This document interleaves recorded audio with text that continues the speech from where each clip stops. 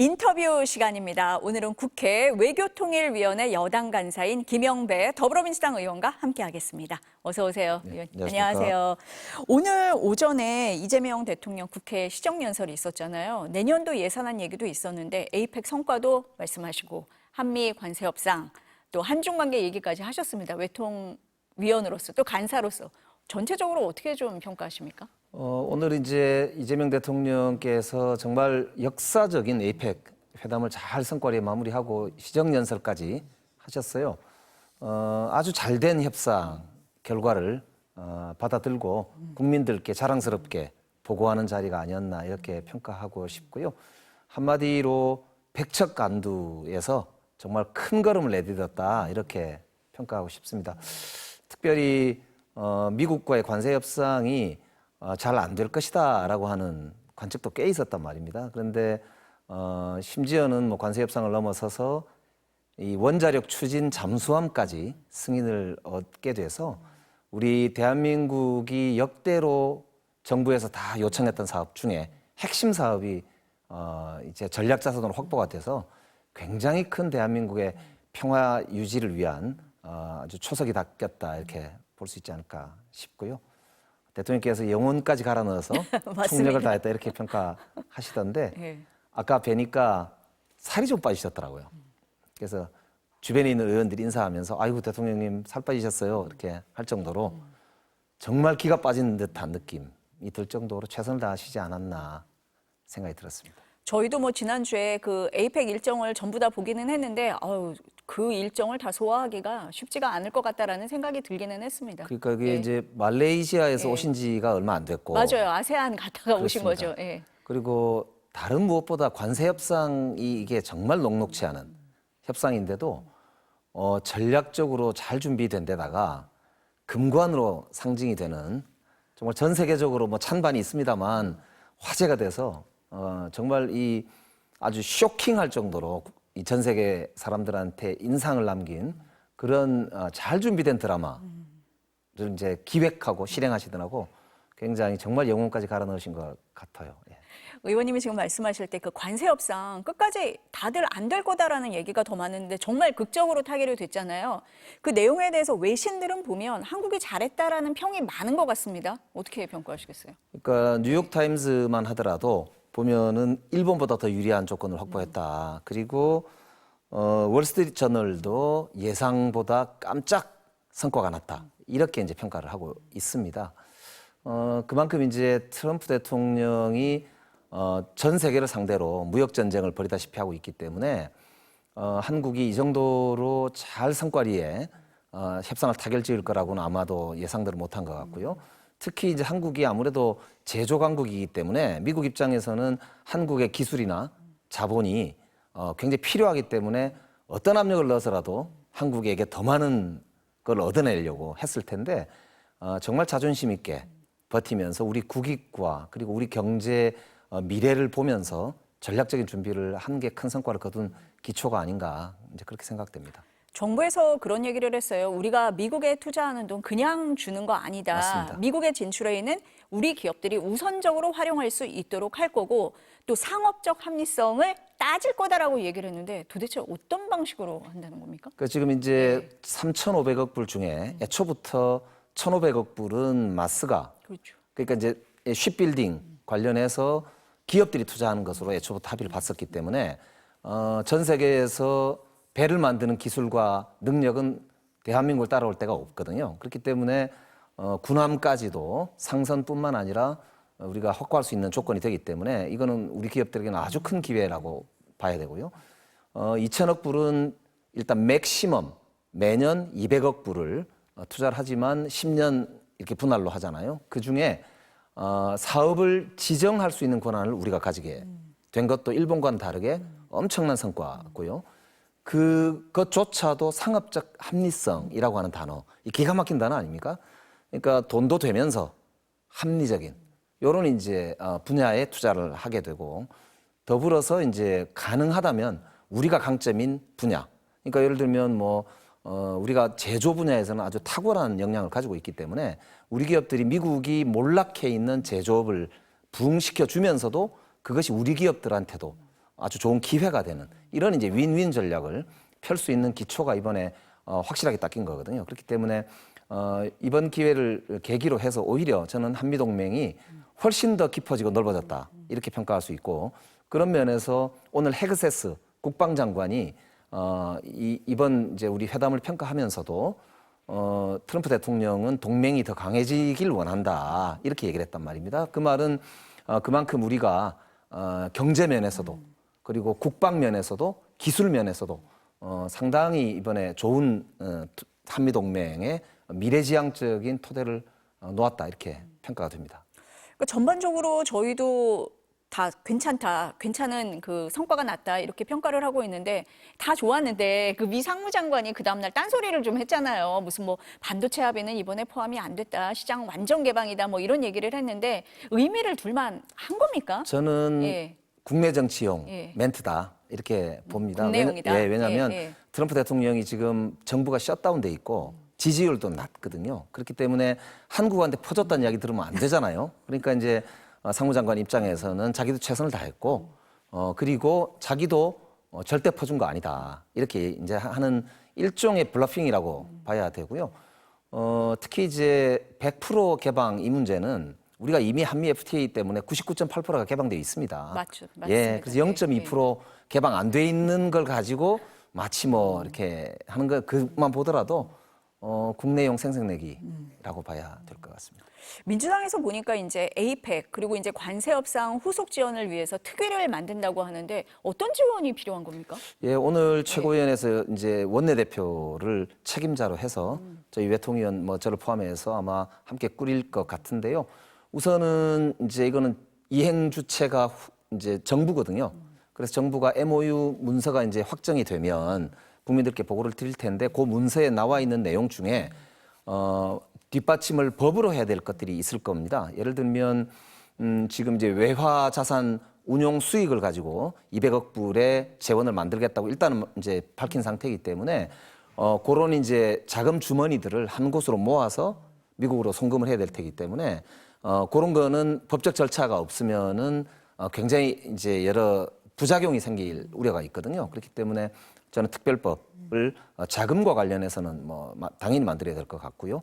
그 이외에 예산과 정책으로 뒷받침돼야 될 부분도 있을 테고요. 그래서 그런 부분들은 이제 정부가 일단 입장을 이제 먼저 밝힐 텐데 정부 입장을 최대한 뒷받침할 수 있도록 국회 차원에서 신속하게 후속 조치하겠다는 거고요. 특히 11월 중으로 그 특별법이 발의가 돼야 11월 1일자로 소급해서 자동차 관세가 15%로 낮아지게 되는 그런 이제 합의 내용이기 때문에 최대한 빨리 정치권에서 합의를 봐야 될 그런 상황입니다. 그러니까 법으로 지원을 좀 해줘야 되는 그런 부분이 급하게 있는 거네요, 지금. 그렇습니다. 네. 이게 한미 간의 이제 정상 간의 합의이지만 이걸 국가적 차원에서 뒷받침을 하려면 아무래도 법으로 뒷받침이 되어야 안정적일 뿐만 아니고 국가 수준에서의 뒷받침이 되는 합의가 있다. 이렇게 이제 미국에게도 정확하게 우리가 시그널을 보내는 것이기 때문에요. 저는 뭐 11월 중으로 특별법 이제 발의하고 처리하는 데는 저는 당연히 국민의힘도 협조할 것으로 네. 그렇게 기대를 하는 게 상식 아닐까 생각합니다. 뭐 이 문제에 있어서는 여야가 있어서는 안 된다라고들 많이들 말씀을 하시기 그러니까 사실 때문에 이제 네. 누구보다도 예. 기업, 예. 자유 이런 걸 말씀하시는 분들이 네. 국민의힘 아닙니까? 그러니까 정말 이 우리 저 기업들의 자유로운 활동을 보장할 수 있는 정말 이게 날개를 달고 도약할 수 있는 그런 이제 계기가 온 분야들이 많단 말입니다. 이걸 하루도 빨리 당연히 뒷받침을 법으로 해야죠. 신속하게 좀 처리돼야 될 것 같다는 생각은 듭니다. 의원님 앞서서 이제 관세 협상 얘기를 우리가 좀 해봤고 안보 얘기도 잠깐 하셨어요. 오늘 보니까 한미 안보 협의회가 열렸습니다. 안규백 장관과 지금 말씀하신 피트 헤그세스 미 국방장관이 만났는데 뭐 오늘 여러 가지 얘기가 오갈 거다라고 나왔는데 그 중에서 이제 전시작전 통제권 전환 얘기가 나올 거다라고 했는데 지금 언론에 나오는 얘기로는 별다른 얘기는 없는 것 같아요. 지금 아까 안규백 장관이 모두에 말씀하시면서 합의문은 조금 이따 발표하겠다 이렇게 말씀을 했거든요. 그 말은 이제 정상회담에서 합의되었던 안보 영역에서의 합의 사항들, 요게 이제 완전히 문구화가 확정이 되고 나서 그 다음에 한미 장관들이 그거를 뒷받침하는 차원에서 또 후속으로 발표를 하실 부분도 저는 포함되어 있는 것으로 보이거든요. 그래서 그렇기 때문에 그 부분 중에 이제 예를 들면 원자력 추진 잠수함과 관련된 문제라든지 아니면은 아까 말씀하신 대로 전작권과 관련된 부분이라든지 아니면 그 이외에 전략적 유연성 관련해서 미국 측에서 제안하고 있는 여러 가지 것들에 대한 후속 우리의 입장 협의 결과라든지 뭐 이런 부분들이 아마 함께 포함되어 있지 않을까라고 예상이 되고요. 전작권 전환 문제는 우리가 자주국방을 강화하면 할수록 오히려 미국에서도 굉장히 우리를 이렇게 도와줄 수 있는 건이기도 하기 때문에 저는 뭐 큰 이견은 없을 거라고 그렇게 판단을 하고 있습니다. 특별히 헤그세스 장관이 한국을 동맹의 모범이다. 이렇게 아까 이야기를 했단 말입니다. 그리고 트럼프 대통령은 동맹이 강해지길 원한다. 그렇게 이야기를 했고요. 그리고 그래서 이재명 대통령께서 한미회담 때도 트럼프 대통령에게 우리가 국방비를 먼저 증액하고 우리 한반도의 운명은 우리가 스스로 책임질 준비가 되어 있다고 했고 오늘 시정연설에서 밝히신 바대로 8.2% 국방비를 증액하는 것으로 예산안을 내놨거든요. 그렇기 때문에 이런 부분들은 전반적으로 어쨌든 미국과 함께 대한민국이 책임질 부분은 더욱 책임지고 동시에 한미동맹을 통해서 풀어야 할 과제들은 오늘 잘 논의됐을 것으로 그렇게 뭐 조금만 기다리시면 될 것 같습니다.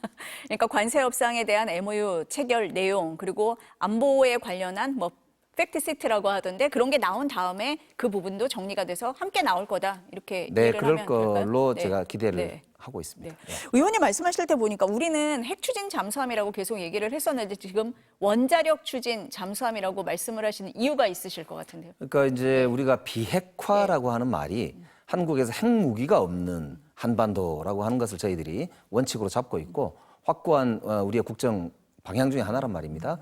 그런데 이제 핵 추진 잠수함 그러면 부를 때 어감이 이걸 핵무기하고 무슨 관련이 있나 이렇게 오해가 있을 수 있기 때문에 원자력 추진 잠수함이라는 건 세 가지 요소로 구성이 됩니다. 배, 선체죠.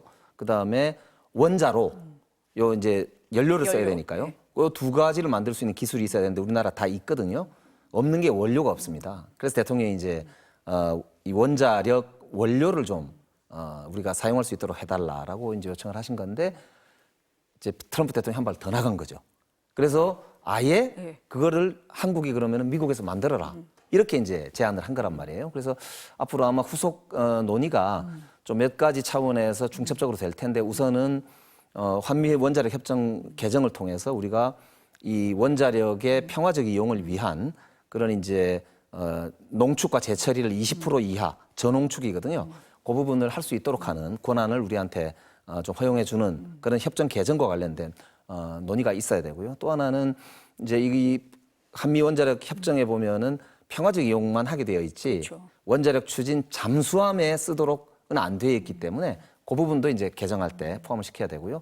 마지막으로 이제 이 전략 자산에 대해서는 한국이 만약에 만들어서 갖게 되면 미국 땅에서 한다 하더라도 미국 의회 승인을 받아야 됩니다. 그렇기 때문에 그 관련 논의들이 후속으로 이어져야만 여러 가지 이제 뭐 국무부, 국방부 이렇게 나누어져 있는 또 거버넌스가 있기 때문에 뭐 그런 절차들을 좀 밟아야 되지 않을까 이렇게 생각이 되죠.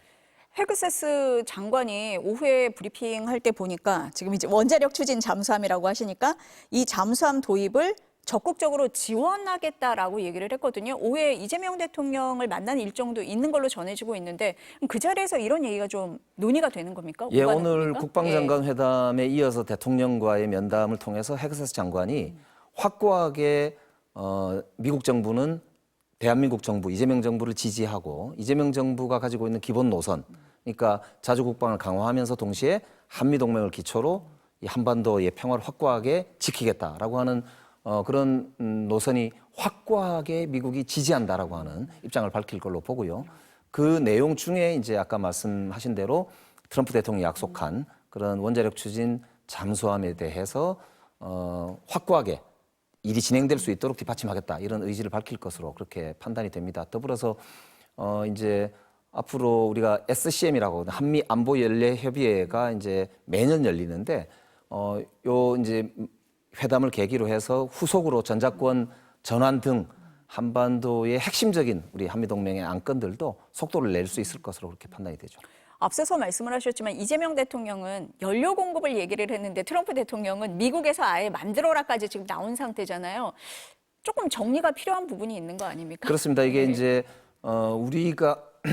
우리가 이제 국내에서 아까 말씀드린 대로 선체를 만들고 원자로를 만드는 기술이 있기 때문에 우리가 만들어서 연료만 우리가 구해서 사용할 수 있도록 제도를 허용해 주면 우리 입장에서는 베스트가 되겠죠. 그런데 또 미국 입장에서는 거의 전 세계 최초로 트럼프 대통령이 우리한테 선물을 준 셈이거든요. 이게 미국 국무부나 이런 관료들은 비확산 체제를 유지해야 된다고 생각하기 때문에 핵물질 이런 거를 절대로 다른 나라들에게 허용하지 않아 왔습니다. 그렇기 때문에 아주 이례적인 결정이라고 봐야 되고 우리 깜짝 선물이라고 봐야 되거든요. 그러면서도 트럼프 대통령이 제가 보기에는 국내용으로 자기 이제 국내 어찌 보면 치적 자랑이 있지요. 한국이 이제 필리조선소를 와가지고 핵 추진 잠수함, 그러니까 원자력 추진 잠수함을 한국이 만든다. 이제 우리 조선소 마스가 이제 일자리 생길 거다. 이렇게 제가 볼 때는 자랑하고 싶었던 것 같아요. 그런데 이제 거기서 그렇게 하려면 미국 모델로 만약에 배를 건조하게 될 경우에는 고농축우라늄을 써야 되거든요. 그거는 미국 의회 승인사항이기도 하고 굉장히 통제받는 영역이어서 미국 국방부에서도 여러 가지 검토가 필요할 것으로 판단이 되고요. 그다음에 아까 얘기했던 그런 비확산 체제와 관련해서 한국에 예외적으로 승인을 할 경우에 미국 국무부에서 또 후속으로 어떤 논리를 가지게 되고 어떤 문제를 풀어야 되는지 이런 것들도 미국 내 부처 간에 협의가 돼야 될 것으로 보입니다. 그렇기 때문에 아주 이제 좀 복잡한 절차가 남아 있다고 네. 볼 수 있는데요. 네. 그럼에도 불구하고 헤그세스 장관이 오늘 저렇게 공개적으로 뒷받침하겠다라고 공언을 한 것을 보면 저는 트럼프 대통령의 약속이기도 하기 때문에 가장 빠른 시간 내에 진행이 될 것으로 그렇게 믿고 있습니다. 근데 이 얘기가 나온 다음에 한중 정상회담 있었잖아요. 그 자리에서도 이 의제가 올랐다고 들었거든요. 그럼 중국이 이해를 한 상태입니까? 어떻게 이해해야 돼요? 이제 이 발표가 있자마자 한 시간도 안 돼서 왕이 부장이 네. 성명서를 냈어요. 냈죠. 그래서 굉장히 불편한 예. 입장을 예. 좀 이야기를 했습니다. 그리고 시 주석도 발언 와중에 약간 뼈 있는 이야기도 했지요. 그리고 비공개 회담에서는 오르지 않은 안건이 없다고 할 정도로 문화에서부터 뭐 안보 문제까지 뭐 경제 문제는 원래 MOU가 6개나 했으니까 그렇죠. 큰 성과들이 있었잖아요. 근데 비공개 회담에서 다루지 않은 안건이 없다고 할 정도였고 특히 현중 정서 확산과 관련해서는 시 주석도 심각하게 아마 이야기를 하신 걸로 알고 있는데 이런 부분들 볼 때 제가 보기에는 중국이 큰 틀의 전략적인 판단을 한 것으로 저는 봅니다. 왜냐하면 미중 간의 전략 경쟁이 지금 아주 거의 극에 치닫고 있지 않습니까? 근데 그 와중에 내년 4월에 트럼프 대통령이 중국을 방문하도록 되어 있고 그리고 그 해 말에 중간선거가 트럼프가 있고 27년도에는 시진핑 주석의 사연임 여부가 결정이 된단 말입니다. 그러니까 매우 전략적인 지금 이제 길목에 와 있는데 이때 한국과의 유대를 그래도 강화해 놓는 것이 즉 한국이 지나치게 미국 쪽으로 딸려가지 않는 것이 중국 입장에서는 이 전 세계적인 판도에서 중국의 핵심 이익을 지키는 데 필요하다라는 판단을 전략적으로 내린 것으로 보이고요. 그렇기 때문에 시진핑 주석이 네. 뭐 불편한 기색이 없었던 건 아니지만 전혀 여기에 대해서 아주 공개적인 센 발언을 안 하신 걸로 그렇게 판단하고 있습니다. 이 시간이 다 돼서 그래도 이건 여쭤봐야 될 것 같은데 한안령이요. 뭐 좀 분위기가 있는 겁니까? 해제되는 분위기가 감지가 돼요? 이제 그날 현장에서 예. 이재명 대통령께서 시진핑 주석한테 박진영 위원장하고 이창호 구단을 소개해 주는 장면이었거든요. 그때 박진영 위원장하고 아마 시 주석이 대화를 나눈 과정이 있었고 시 주석이 왕이 부장을 부르니까 왕이 부장이 벌떡 일어나더라고요. 그래서 이제 이렇게 대화를 나누는 모습을 제가 봤는데 나중에 실무자한테 들으니까 그 공연과 관련된 이야기가 있었다고 합니다. 그래서 아마 저는 이재명 대통령이 곧 중국으로 답방할 계획 문제가 논의가 될 것으로 기대가 되는데 그런 점에서 보면 내년 4월에 있을 미중 정상회담이 이제 중국에서 있는데 그걸 전후해서 저는 또 하나의 중요한 어떤 계기가 마련될 것으로 보고 그런 점에서 보면 저는 건 바이 건으로라도 진전이 있을 것으로 저는 그렇게 예상합니다. 네, 좋은 소식이 있었으면 좋겠습니다. 오늘 말씀 여기까지 듣겠습니다. 감사합니다. 감사합니다.